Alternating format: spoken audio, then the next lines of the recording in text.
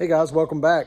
I hope you had a great Christmas and looking forward to a great new year. I think 2025 is going to be great. Looking forward to a promising new year here in the shop and hoping you and your family the best. Working on something a little different today. This is actually a personal project. We shut down a couple of days a year and actually work on our toys. 71 Superbeetle. Let's take a look and see what we got. All right guys, this is my 71 Volkswagen Superbeetle. Bought this car, I think in May of 2024. It was originally an orange car. Someone in their infinite wisdom throughout the years decided to primer it. So what we did is one panel at a time on an extreme rattle can budget, are taping off and doing some light sanding. We are not body people. We're not looking for body shop quality. We're just trying to make it orange again. So you'll see that it's kind of multicolored at this point. You can definitely tell it is a Superbeetle. It has the McPherson struts in the front instead of the torsion arm, which is a telltale sign, and the Superbeetle has the vents here in the lower front cowl. So that's two telltale signs. Now 71, 72 Superbeetles still have the flat windshield. 73 and later it's the curved windshield and they have a dash, but this is a really solid car. Bought it from a woman local to where we live. And it's kind of an interesting story. She had bought the car to just have an old Volkswagen. I think she was really always crazy about Volkswagens. And she had some engine trouble, so she took it to a local shop in the Nashville area. And through a stage of 3 or 4 phases or repairs, they finished the car up for her. Now, I'm not sure if it was her idea driving the repairs or the shop's recommendations, but it went from a 1600cc to a 1915cc. They put aftermarket disc brakes. They did a lot of upgrades to this car. And when she got it back, it was, in her opinion, a little bit much for her. She listed it for sale. I watched it on Marketplace for a while. I'd been in the market for another Volkswagen and decided one day to go out there and look at it. Got there, car started great, drove great, stopped great, which is an impossible thing for a Volkswagen, and went back, negotiated that I would give her full asking price for the car because I thought it was worth every dime of what she was asking. Was excited and happy about my purchase. And then she brought out a receipt book where since 2022, she'd spent $9,400 on parts for this car at that shop. And it's easy to do in a hot rod environment to spend that kind of money, but where the story kind of gets interesting is that she was asking $3,000 for the car. I'd already negotiated to give her full asking price before found out about the investment that she'd made in the car. And you know, we talked about that, and she was totally fine to let the car go for that price. She had kind of had her fun with it and was ready to move on. When I bought the car, I was extremely pleased with the lack of rust. The floor pans are extremely solid. No issues with any of it. The suspension's all in good condition. No structural rust, anything like that. So it already had the wheels on it. I did pull the wheels off. A friend of mine took care of getting those wheels restored for me. They actually stripped them down, sandblasted them, and then powder coated the centers, and then machine cut the lips, and then powder coated them clear. So and really happy with the way that came out. The car's lowered pretty significantly, but it rides pretty good for a Volkswagen because it only weighs, you know, 1,870 pounds. But it's had an issue. The carburetor setup that they had put on it, in fact, I can show you, is a little 2-barrel. It's an EMPI, E-M-P-I. It's a modern take on a classic carburetor. I think, don't quote me on this, I think you call it a Delardo or something like that. It's a reproduction design, and these carburetors are really good for 2 things, idle and wide open.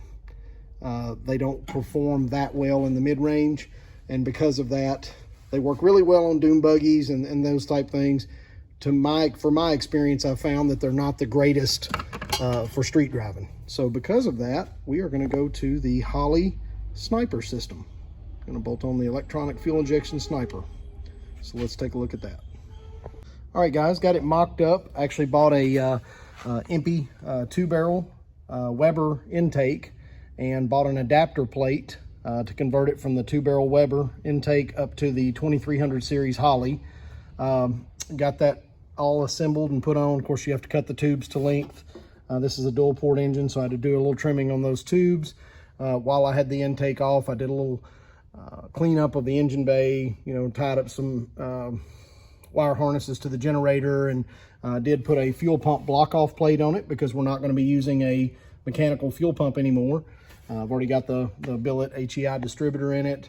Got the throttle body on, and obviously this is an issue that I knew I was going to have, and I'm still yet to figure out, but that's just going to be the fun of the challenge. The Volkswagen throttle pulls front to back off of the throttle pedal via cable. The Holley goes left to right.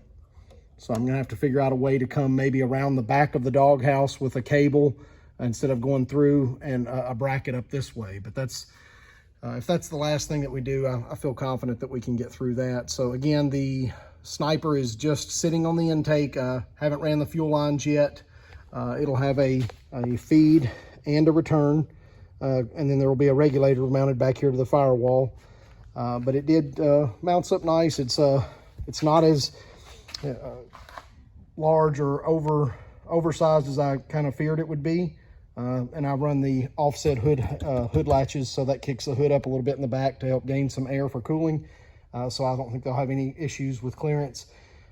Because this is a water-cooled engine, part of the Sniper requires a temperature sensor of the antifreeze to be able to adjust whether the system is in closed loop or open loop, basically whether it's learning or it's in kind of quote-unquote cold start mode.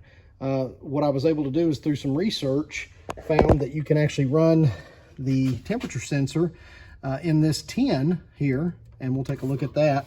And that actually picks up the temperature of the air coming off the cylinder heads. As the fan inside here, the RPMs increase, it blows the air. So this will work as my temperature sensor. So I'll get that knocked out. I'll raise the car up and we'll look at the bottom of that, how it relates to the exhaust. All right, we're underneath the car talking about that temperature sensor. You can see right there, it actually comes through. This sensor would normally be screwed down into an intake port or a thermostat port going into antifreeze, but because this car is air cooled, not water cooled, the air comes off of the cooling fins across the cylinder heads and blows towards the back of the car, and as it does, it will give me a sensor reading on that. So we'll use that to pick up the engine temperature per se, to be able to judge when the engine's cold versus at running operating temperature. Part of the system for the Holley Sniper requires a O2 sensor. So I got that O2 bung welded in, as well as went ahead and did a little custom exhaust. They want you to run, I'm not exactly sure what the recommendation is, 15 inches or something like that after the O2 sensor at least. I'm probably pretty close on that, maybe even a little shy, but I wanted something that was kind of, I don't know, I guess you'd call it custom, something that was different and unique, and has a good look to it. It's a EFI 5/8 merged stainless steel header that's on the car now. So needless to say, this exhaust is a little bit on the loud side, but that's the way a Volkswagen, a built Volkswagen engine needs to be. It needs to breathe, and this car's kind of extreme anyway in the fact that it's lowered. It's still a working process, but it's going to be a little kind of a little hot rod on the street. Not a race car, not fast by any means compared to modern day Mustangs, Camaros, that kind of stuff. It's not even comparable. But as far as a Volkswagen goes, the car ought to run around pretty good. The little 1600cc dual port engine that this car came factory with has now been modified, and it has a 1915cc engine in it. So it's definitely going to breathe a lot better. A little bigger cylinders. It's got the EFI cylinder heads, EFI push rod tubes, all of the goodies, and we want this thing to perform at its best. So we removed the carburetor and installed that throttle body with the Sniper fuel injection system, and really looking forward to seeing what kind of improvements that makes. So we'll move up front and take a look at the fuel system. All right, guys, feeding that throttle body is going to be the fuel system. Luckily, I was, had a good enough deal on this car when I bought it and found out a lot of surprises that it actually had a brand new fuel tank in it from the previous owner. So that was great. No issues or concerns there. So while I had the fuel tank out, hooking up the gravity feed, it's a gravity feed system on a Volkswagen. I went ahead and replaced the hoses for the vent and the feed hose. If you know anything about Volkswagens, you know that it's very common to be going down the road and get that strong odor of gasoline. The speaker vents are right there, so any air that's in the compartment here is obviously going to push through. So the better we can keep this sealed up, the better. Put a new fuel cap on it as well. Drained the tank so I could make this move. This fuel line right here normally goes straight out of the bottom to a compartment in the suspension. Gravity feeds to a filter. I've turned that, made a soft radius turn. That hole, previous owner to me had already punched that hole, so it worked out great. I was able to use that. So I came through with the gravity, turned, went through the Holley Sniper pre-filter, the Holley Sniper pump, and then the Holley Sniper post-filter. And let me get a little bit of light here. Sorry about that. Actually turned down and went down through the floor here, drilled a couple of holes that are quite a bit bigger than the fuel line. And I've always done something that seems to work really well. After I get the rubber lines or electrical wire run through, I use silicone around that, and it kind of fills in that cavity. And then when it sets up, it kind of rubber sets either the hose or the electrical wire that you're running through that, so it works out great. While I had the tank out, I went ahead and put in this bulkhead fitting that comes with the kit. It's labeled, NOS for nitrous, but it is a bulkhead fitting, 6AL or 6AN, excuse me. Pulled the sending unit out so I could reach to get to the back side of it, put that fitting in, and then continued on. This is actually the return line that comes off the regulator. So we'll take a look at that. So you've got a high pressure line here that goes to the throttle body, and then you've got a return line that comes back from the regulator out of the throttle body back to the tank. So it cycles the fuel when it's not required full demand. So kind of a little bit of a hot rod setup. Again, this is not a car that's going to be restored. This is a car that's being built for fun. Just want to be able to kind of take it out and enjoy it and ride around a little bit, make some noise, and enjoy another one of my old cars. There's just nothing like driving an old car. So now we'll take a look at the fuel lines underneath. All right, guys, taking a look underneath. Again, this is a 71. Pretty pleased with this car and the lack of rust. I think it's got one or two little, dime-sized holes in the whole floor pan, but overall this car's in fantastic shape. You can see where I chased the fuel lines. Sorry about the lighting. You can see where I chased the fuel lines down from the front trunk area we looked at earlier down, and because it's a flat floor, there's no frame rails or anything to hide the fuel lines in. So I basically just hugged the floor as tight as I could all the way down the whole belly pan. And if you look at the car from this level, I don't believe there'll be any issues. I mean, this car's lowered anyway, so I'm not riding around town looking for speed bumps. As long as I use caution and keep it mindful. I think those fuel lines are tucked as high as they need to be. Again, that's the positive pressure line and the return line. Right now, I've just got them draped.